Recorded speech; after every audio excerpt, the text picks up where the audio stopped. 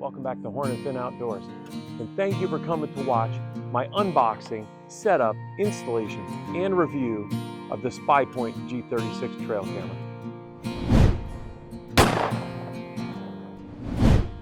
So I guess you're interested in the new SPYPOINT Flex G-36 camera. Well, I was too, that's why I went and bought one. Now, SPYPOINT makes a whole bunch of trail cameras, some of them that I have next to me. I'm also doing review videos on the Link Micro Solar, and I'll put a link up above that you can click on that to check it out. Also the Flex Solar, so I'll put a link up above on that one too, so you can check that video out as well. And this video, which I'm doing on the Flex G-36. The Flex G-36 is a SPYPOINT camera that I have not used yet. However, in doing a comparison in the specs of their cameras, kind of between the Link Micro, which is the only other SPYPOINT camera I've used, and the Flex G-36, the Flex cameras kind of come out on top. If you do a little comparison, which I'm going to end up doing, I'm not sure if I'll have this comparison video done yet before I post this video, but if I do, I will post a link to the comparison video up above. I'm going to compare all these three cameras together and talk about the specs on all three. But when I started looking into the G36, I was kind of impressed by what SPYPOINT had done because I had only ever used their Link Micros before. So this camera, the Flex G36, has a flash detection range of 100 feet, which is almost industry leading, I believe. It's also got the flash range is 100 feet. The detection range is also 100 feet. And it's got a 0.3 second trigger on it.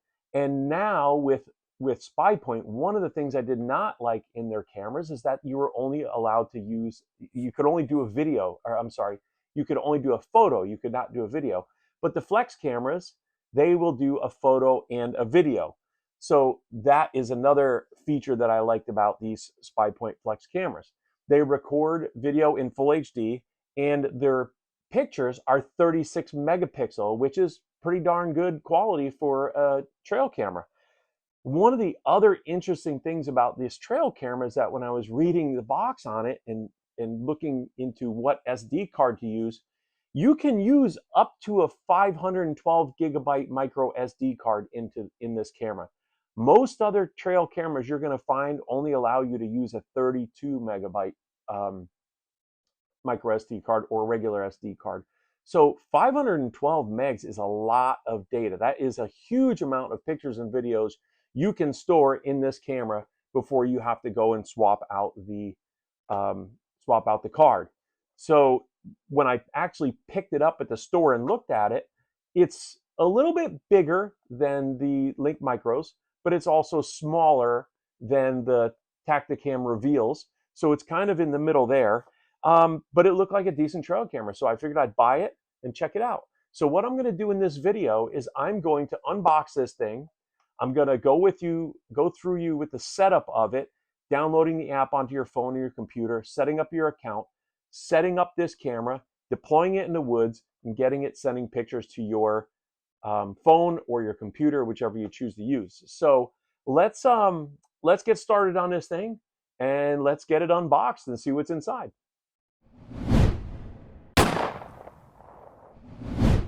Before we get to unboxing this camera, the very first thing you want to do is, if you do not already have a SPYPOINT account, go to their website and set up a SPYPOINT account. You're going to need that in order to set up this camera or any other camera you're going to use through SPYPOINT. You're going to enter your email address, make a password, you're going to get into your account, you can put in billing information, and you can set everything up in their website. Then go to the App Store on your phone and download the SPYPOINT app to your phone. And once you get the SPYPOINT app on your phone, you can use the same login information as you have on the website, and you can log into your app and you can do everything we're going to do from the app on your phone. So that's the very first thing. If you've already got a SPYPOINT account and in the SPYPOINT app, then you're set up already and you're ready to go, and we'll get into unboxing this camera.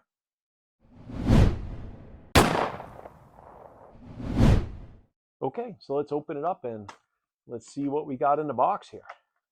Keep in mind, and I like to tell people in all these videos I make, I'm not getting paid by SPYPOINT to do this video. I went and bought these on my own, and I'm just gonna go through it and see what's in it, just like you guys do, and we'll go from there. If you decide you like this camera or any other cameras or batteries or whatever that I talk about, in the link in the comment section and also the description section of this video, I will put links in here so you can go and get whatever I talk about. Just makes life easier, and I've had a lot of positive feedback about that. So I'm going to continue to do it, but here we go.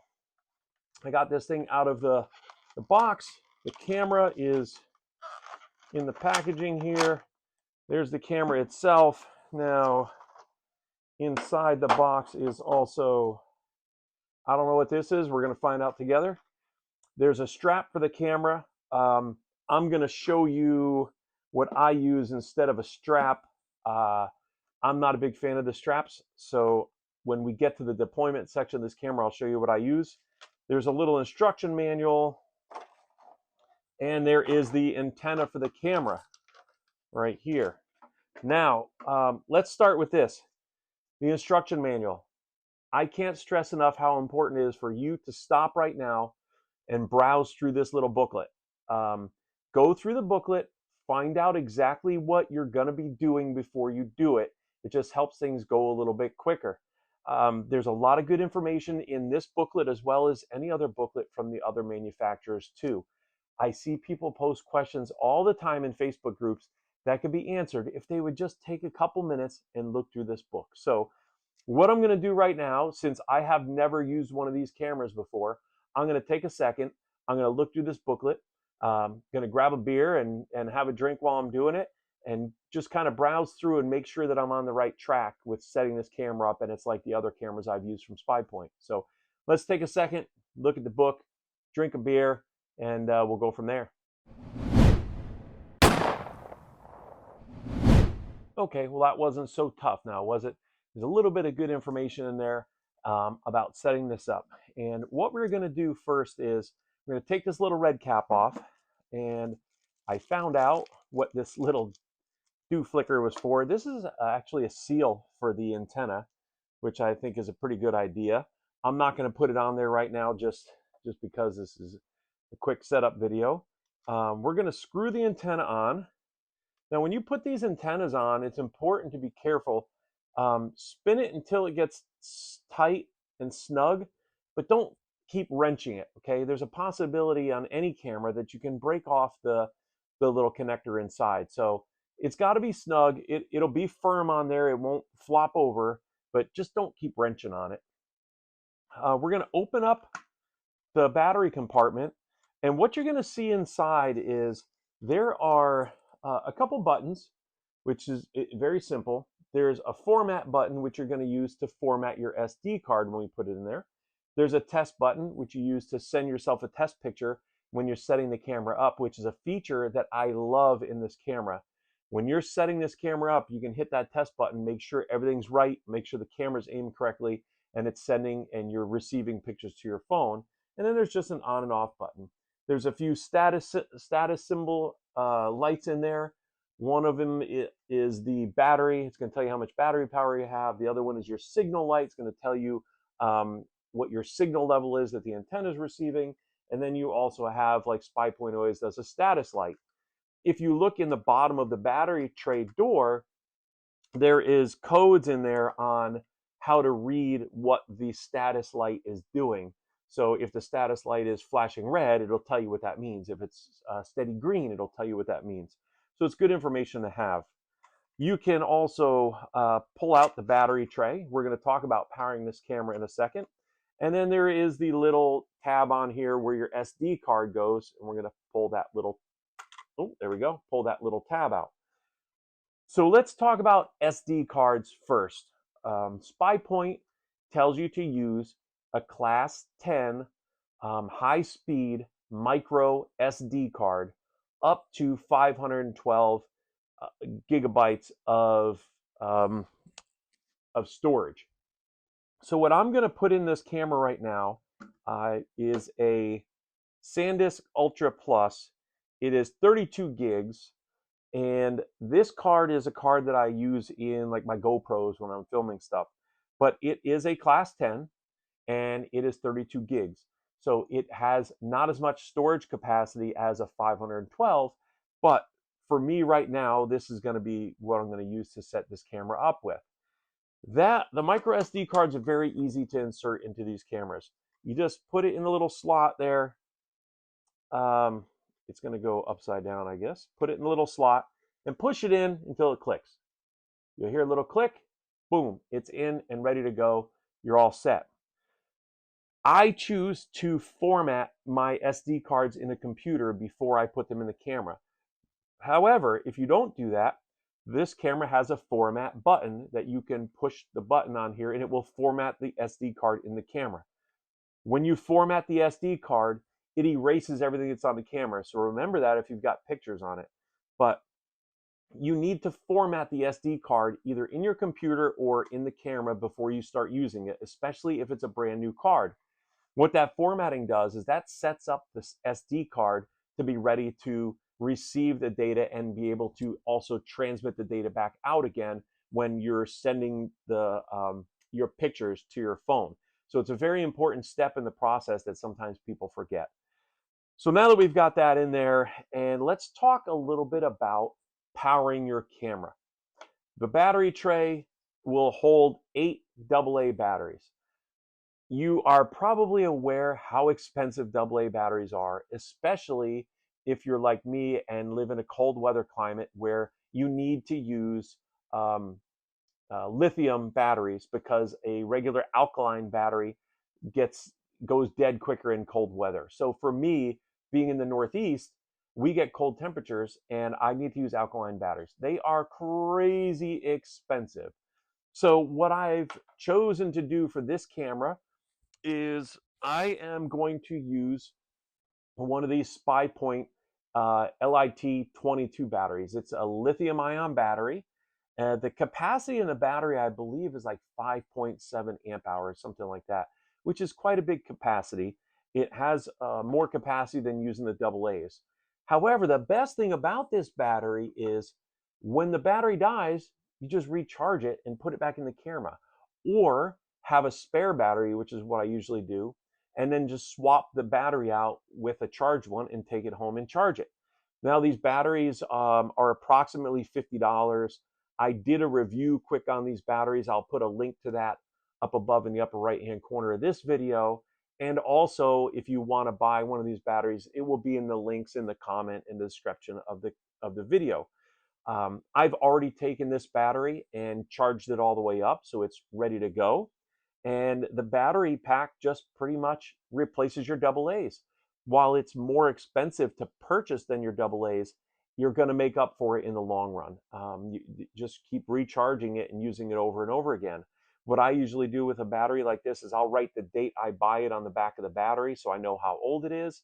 And you can get a few years at least out of these battery packs. And they are a great alternative to AA batteries. Another alternative with these cameras is an external power source. And I use these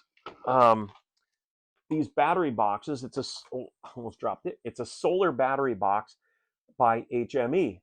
I have also done a review on this that I will link up in the upper right-hand side of this video. And if you're interested in purchasing one of these, again, the link for this will be with all the rest of them. These battery boxes have been great. For SPYPOINT cameras, they're plug and play.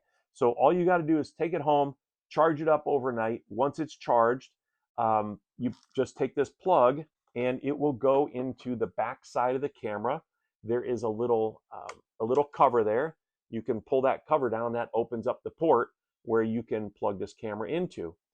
Now, for me, the solar panels, they help, but I mainly put my cameras in the woods. So the solar panel doesn't get a lot of direct sunlight. But the battery inside is a large capacity battery, and it will last a long time. So when I put these batteries in my cameras and I put them out in the woods, I can keep the camera running for almost the entire hunting season. and depending upon what my settings are, of course, but I can keep the camera running almost the entire season. And then I have spare packs that I keep charged up at home, and every now and then I just swap them out and put a new pack in and take these home and charge them. This box, I don't know how long I had it. I think I have it written on the inside of the box, but I've used these for maybe, I think 5 or 6 years. I started putting them on my SPYPOINT Link micro cameras. And just this year, I replaced 2 of the batteries that are inside of this. They cost $19 on Amazon to replace the battery. So I bought this box for about $70, and I've had it for 5 or 6 years, and it cost me $20 over the 5 or 6 years. So they are to me the best alternative for powering your trail cameras, as far as the length of time you can keep the camera running, as well as the cost to power the cameras.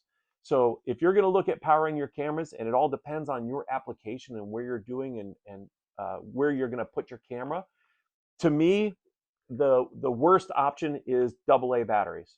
And then the next best option is going to be the lithium ion rechargeable battery pack. And my number one option would be an external solar box. So for this video, I'm going to use the lithium ion battery just because it's easier to put it in the camera and turn everything on to show you. So again, I have charged this battery up. The batteries are easy. All you do is plug them into a charger. Red light turns on the back. When the red light turns green, the battery's charged and you're ready to go. So I'm going to stick that battery in the camera. It pushes right in there. Be careful when you put it in. You see these the little tabs on the top? That is your contacts for the battery. And if you look inside the battery box, you can see little tabs that are on the top. So you want to make sure you put it in the correct way. Let's do an experiment. It won't go in all the way upside down. So there's only one way to put it in. They dummy proofed it. I love it. So it's in there and it's ready to go.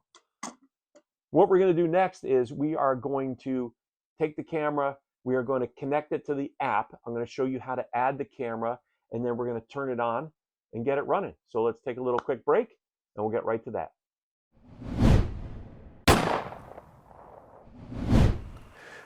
We've got our camera out of the box. We've got the antenna hooked onto it. We've got a charged battery inside of it. We have our SD card inserted into it. Now we are ready to take this camera, link it to our SPYPOINT account, activate it, turn it on, set it up, and get it in the woods taking pictures. So that's where we're going to go from here. The very first thing you're going to have to do right now is open up your SPYPOINT app. And I'm going, as I said before, I'm going a little bit slow in this because I've never set up a G36 camera before. I've only done the Link Micros.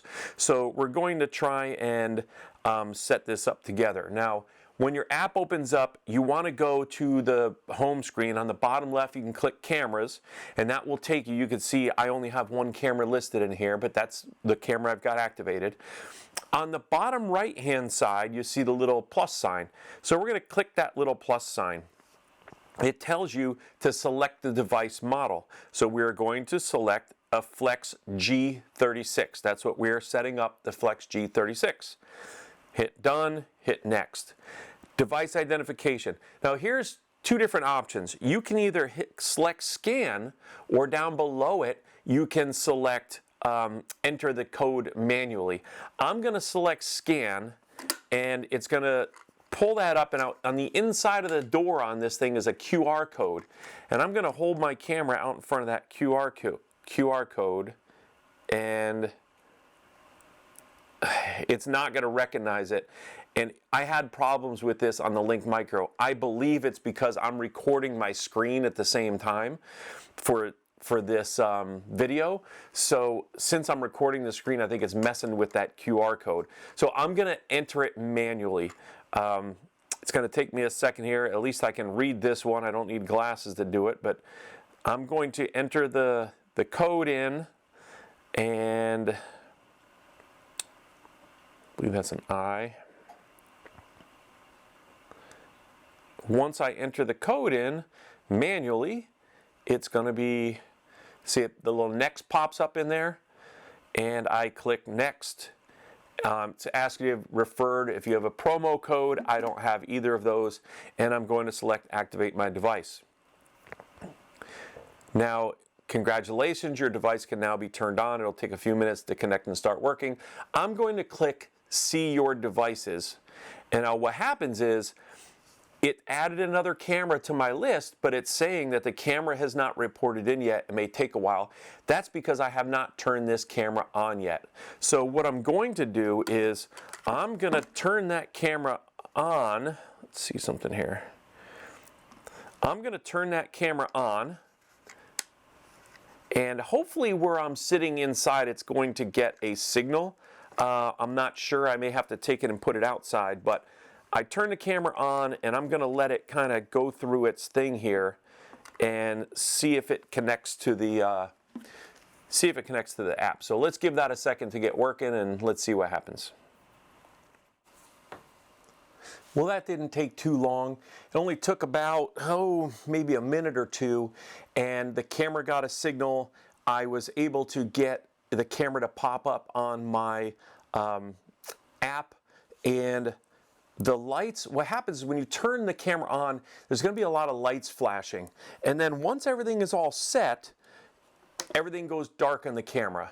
And the only light that turns on is going to be your status light, will turn on and show blue when the camera is taking a picture. Now, one thing important to remember with all the SPYPOINT cameras is do not turn the camera off when that status light is blue. That means the camera is working, it's doing something, it's taking a picture, it's transmitting a picture, something like that. So wait till the camera status light goes off, all lights are out, and then turn the camera off. So what I just did was I just turned the camera off. That way I can go into the settings here because I want to adjust my settings. And when I turn the camera back on, it's going to check in and it's going to adopt those settings. You see, I just got a picture that popped up in here. So let's go to the gallery quick and see what it is. Probably just a picture of my ceiling. Sure enough, it's a picture of me sitting here and it took a picture of the ceiling in here. So let's go through a little bit of the settings of this camera and I'll explain some about them before we go and put it out in the woods in a couple of minutes. So as you can see in here, when you look at your camera in your app, it shows that it's a Flex G-36. It says that the battery or the signal is at 90%, the battery is at 100%, there's a full HD card in there, and then there's a little icon in there because this can tell you where the location is of the camera. And if you go to the right side of that little box, it tells you about your transmission plan. So I'm on the free plan, and that is one of the great things that SPYPOINT has. They have a free plan that gives you 100 free pictures a month before you have to start paying for it. The plans go up from there, and you can choose what plan works for you. If you're going to set this camera up maybe to monitor your hunting camp when you're not there, it's only going to take a couple pictures a day max probably, so you can probably get away with the free plan. If you're going to put this camera out in the woods and you're going to set it over a feeder or a corn pile, you're going to get 100 pictures in a couple days. So the free plan's not going to work for you. But for right now, for what we're doing, I'm just going to keep it on the free plan. It tells me how many pictures I have taken out of the 100 I have, and then it also tells you how many days left you have in your plan. If you go down below that, you're going to get to the status settings. We're going to click on the status, and then the camera pops up, and as you can see at the top, you can click view on the map. That's going to show you unknown location. This device is currently unknown. Please try again later. That's probably because I just turned the camera off, so I can't check where the camera is, but that's one of the nice things about this camera. You can find it on a map. If somebody steals it and they turn it on, you can find it, which I have done in the past, not with one of these cameras, but I did get a camera back because I could use a location on it. It was stolen from private property, and I found out where it was and got it back. Now, as you go through into the first block, it's general information. Your signal strength, your battery, tells you what battery's in there, what the charge is. Your SD card, it tells you how much storage you have available, how much the card also has, your last communication. That's important to know because if your camera dies in the woods, it won't check in, so you can keep track of that and find out when the camera has checked in last. The temperature, 74 degrees. I'm inside right now, so that's what it is. Below that tells your device information, model, firmware version, last installation, activation code. Firmware version. Let's talk about firmware. These cameras, as with pretty much any camera manufacturer, they release new versions of firmware, kind of like your GoPros that I use for filming, or your computer, or any electronic device. They're always updating things. So what you should do is every year before you deploy these cameras into the woods, go to SPYPOINT's website, find out what the most current firmware version is, and download it to your cameras. Their website will show you how to do that. I'm not going to cover that in this video because I'm not going to do the update, but that's one thing to be aware of with these cameras, and any manufacturer camera you get is going to be the same way. So let's go back now. The top left will hit back, and then we're not going to go to gallery. We'll check out plans real quick. Plans is going to show you what plan you're on and what plans are available. So you could see that I've got the 100 free pictures plan. Then there's a basic, standard, and premium plans. There is also the SPYPOINT Insiders Club. I don't know how much that costs or what the benefits are because I'm not a member. And you can see the plans go from $5, $10 to $15 a month for unlimited pictures. Remember, if you're going to put this camera out in a food plot, you're going to need a lot of pictures, so you might want to be on the unlimited plan. If you're going to use it to monitor a hunting camp when you're away or your property when you're not there, then you may not need to be able to pay that much money for your plan. And we're going to hit back again, and we will go into the settings. Let's talk a little bit about what some of these settings do. We'll start at the very top here, manage device. Edit device name. You can change the name to whatever you want. I'm just going to leave it what it is right now just for simplicity. Operating mode standard, delete device. You're going to delete your device if you sell your camera, and you're going to have to do that if you sell it, so that way the person you sell it to can then activate it on their account. So nothing to touch there. Image capture. We're going to start at the top of image capture, and your capture mode, I'm going to set it to video, which I prefer. Change creative preview and evaluate. Each preview deducts 3 photos. Okay, fine. So as you select things, different warnings come up about what you're doing. Now, time lapse and time lapse plus, I honestly don't know what those do because I've never used them before. You're going to have to check in the settings in there. I'm not going to use it. So motion delay, instant. Now, here's your delay for when your camera triggers. You can change that delay to whatever you want to. However, when you're setting the camera up, put it on instant. That way, when you're out in the woods setting the camera up, you can get the pictures right away, and you'll know that your camera is set the way you want it, and it's working the way you want it to work before you actually leave the site. It's very important to do, especially if you're an hour, 2 hours, 3 hours away from where you're leaving this camera. At one point, I was setting cameras up in Indiana, which was 9 hours away from where I lived. I cannot go there and check it if I make a mistake or set the camera up wrong. So it's very important to make sure, and we'll talk about that when we set the camera up, and this is one way to make sure your camera is set up properly. Sensitivity, low, medium, and high.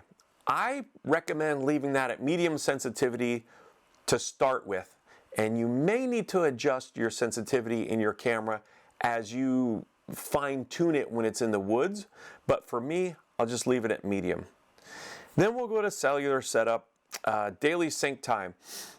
You can choose the time you want your camera to sync and send you pictures. Now, we're set on instant right now, so as soon as it takes a picture, it's going to transmit it, but you can set this up to sync frequency as each detection, 12 times a day, 6 times a day, 4, 2, 1 time per day. I'm going to leave this on each detection right now, but be aware, the more times you sync and transmit pictures, the quicker your battery is going to run dead. And that's why I recommend using an external battery box in your camera, because you'll have a lot more power available to you to run the camera. Personally, what I usually do with my cameras is, if it's not hunting season, I will have them transmit once a day, because I don't care what's happening in real time. However, if it's during hunting season and I am maybe going out in the woods and these cameras are near my tree stands, I'll set them up to have them transmit each detection. And I had a situation last year or 2 years ago where I was in my tree stand and my camera 300 yards away up the hill triggered and sent me a picture of a buck that was up there. I was like, holy cow, he's 300 yards away. I picked the wrong tree stand. Well, 30 minutes later, here he comes walking down the hill, and he walked down to my tree stand, and I was able to kill that deer. Now, had I not had that camera up there, maybe I wouldn't be paying as much attention behind me as I was, because he came from behind me. So that's one of the ways you can use these cameras and the detection and transmit times to benefit you when you're in the woods hunting. You have the cellular button there. You can turn that off and use this cellular camera as a regular trail camera.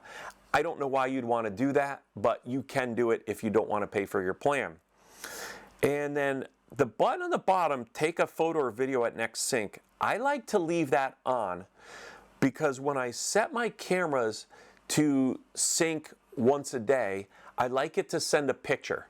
And that's one way I know the camera is working fine. However, and also, it's another way to know what's going on in your hunting area. Is there snow on the ground? Is it raining? Are the leaves coming down? You can tell a lot by that sync picture that you get from the camera. So I like to turn that on. And last but not least, we'll go into general. That's just a simple thing to set up your the way the date is, your time, if you want half hour, 12 hour, 24 hour time, and battery type. I have it set to auto, but if you choose your AA lithium, you can do that. And now we go up to the upper right hand corner and we're going to click save. That's going to save all my changes.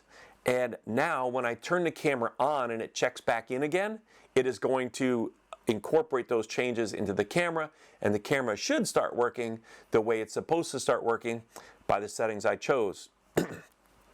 Remember, using your phone, you can change those settings anytime you want to change them through the app on your phone or by using your computer and going into your account.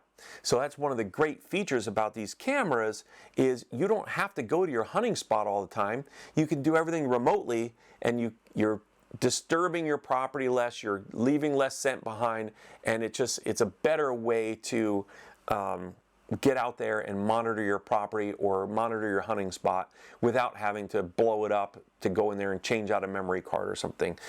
So that is the setup and the turning on of the camera and adjusting all the settings in it. We've got everything done now. All we've got to do is go put it out in the woods. So it's a little chilly outside. I'm going to throw on a coat and get ready. And we're going to go outside. I'm going to show you how to set this camera up, how to mount it, the best way to mount it, and how to get hopefully the best setup for what you want to do and the best results out of your camera. So let's go set this thing out in the woods. I'm outside and I am ready to deploy my camera. We have got the entire thing set up. We know it's working. All we've got to do is mount it. Now I'm out here, it's a little windy. I'm hoping it doesn't mess with the audio too much, but we're going to give it a shot. On the tree right next to me here, I have an HME trail camera holder. I did a review on these. I'll put that link up above for you to check it out. Also, I'll put a link to purchase one of these in the description in the comments if you want to. I prefer something like this to the straps that the camera comes with. This is a lot more maneuverable and adjustable than the strap is that comes with the camera. And I'll show you exactly how to use it and mount it on this camera. If you turn the camera around to the back, you'll see there are the little the little slots where the strap can go through if you're going to use the strap. But there's also this screw hole there, and that screw hole is for a camera mount just like this. All you've got to do is put it on there and screw it so it spins around, screw it onto the, thread it on there, and then adjust the little nut in the back, tighten up the nut in the front, and it's adjustable. It's stuck on there. Now, this camera can be adjusted up and down.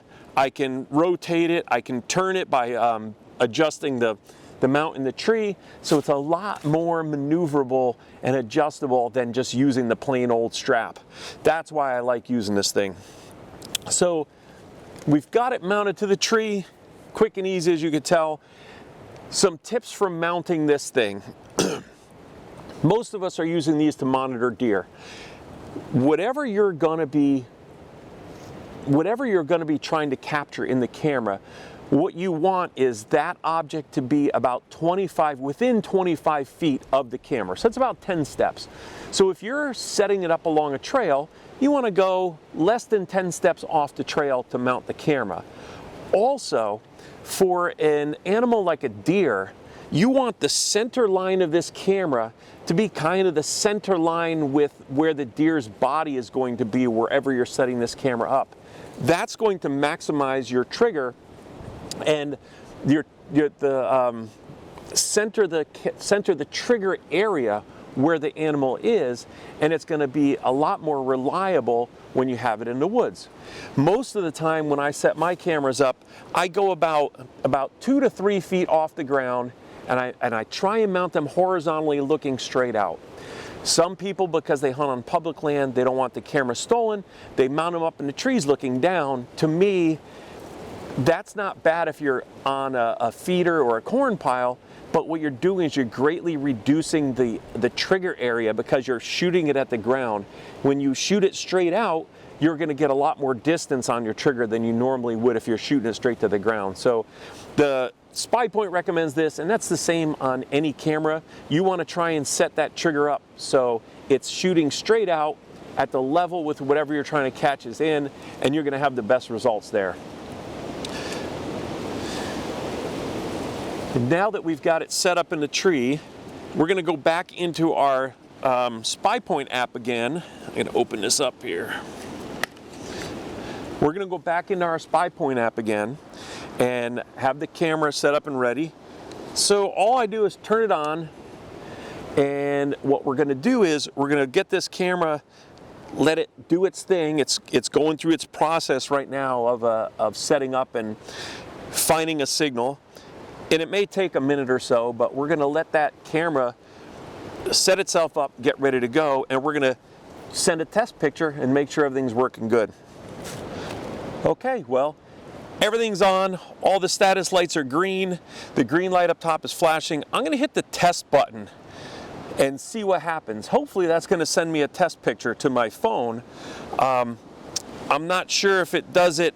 Yeah, there we go.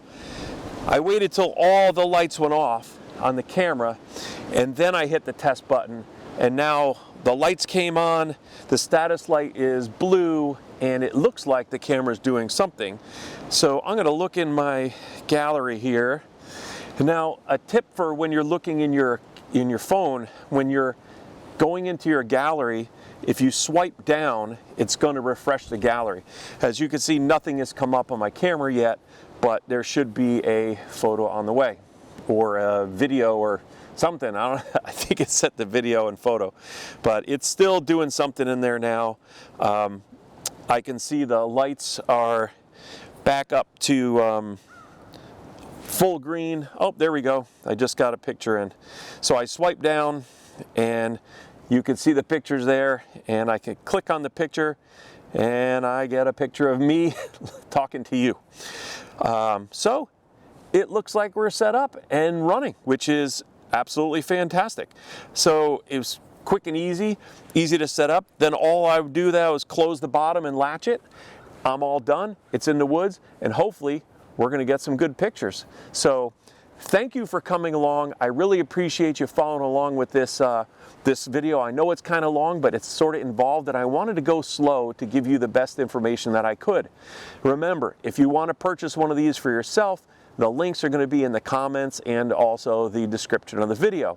Stay tuned, because I'm also going to be doing a comparison video between the G-36, the Flex Solar, and also the Link Micro Solar. I think I may have that video done before this one. If I do, I'll put a link up above. If not, keep an eye out for it. And some other videos for other SPYPOINT cameras and also some other outdoor products. Thanks again for coming along. I appreciate you watching this video. Hopefully you had some great information that's going to help you out. And I wish you nothing but tight lines and short blood trails. See you on the next video.